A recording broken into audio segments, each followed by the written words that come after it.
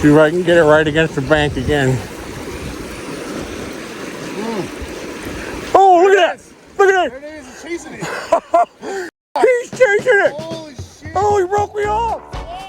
This is an opportunity for us to talk about what I'm targeting on this river. And as you can see, a lot of people, when they approach rivers like this, they'll immediately cast way out and forget about the super close inside.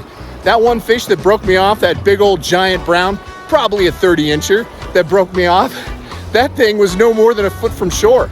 So as I'm walking a river's edge like this, I'm targeting along the edges first, and then you want to look at the pocket water.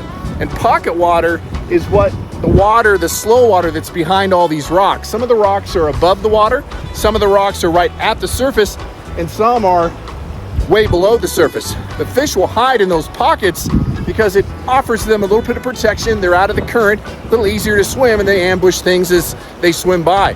So that's what I've been targeting as I'm walking up this whole stretch. And so far, the fish have won, right? So I don't know, I missed 4 or 5, 6, I don't know. Some really big fish because I've seen them right at my feet come up and smash the fly. So when you're fishing these rivers, target the close edge, target the pocket water, and also target the seams. That's where the water speeds up and inside slows down. Fish will hold in those spots. So there is your fly fishing pro tip of the trip. And now let's see if we can get one of these in the net. All right, let's do this. Fish on.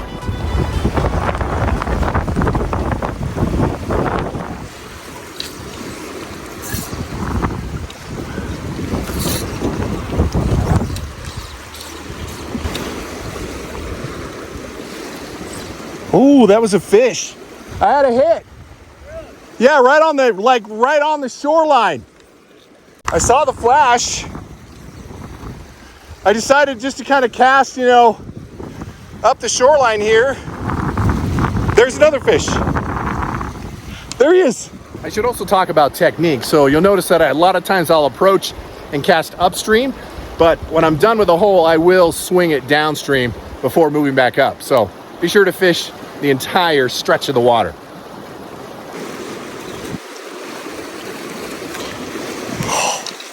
It's another fish.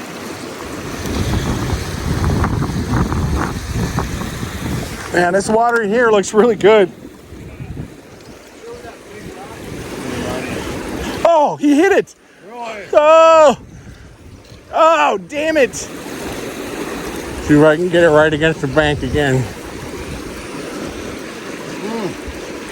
Oh, look at that.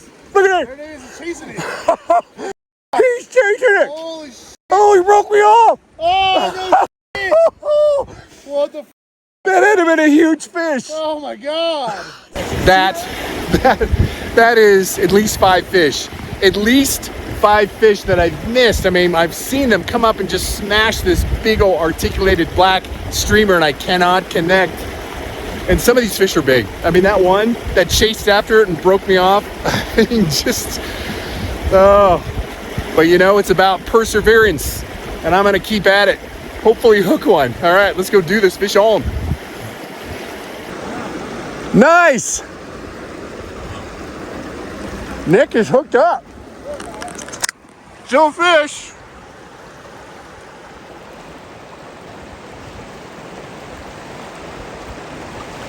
Nice.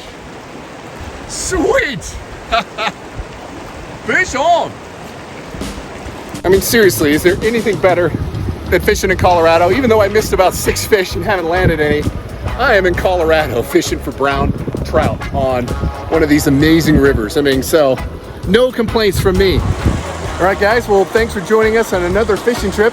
Now, even though I didn't get into a fish, Nick was using the same strategy, casting his fly right behind these rocks, and boom, fish on. Got a nice little brown. Next time, though, look at this guy. That is a big fish. But that just goes to show you, right? Fishing's not just always about catching fish. It's about exploring the outdoors and just being outside with nature. What a better place to do it. I can't think of a better place to do it than Colorado. Well said. All right, everybody. Until the next time, fish on.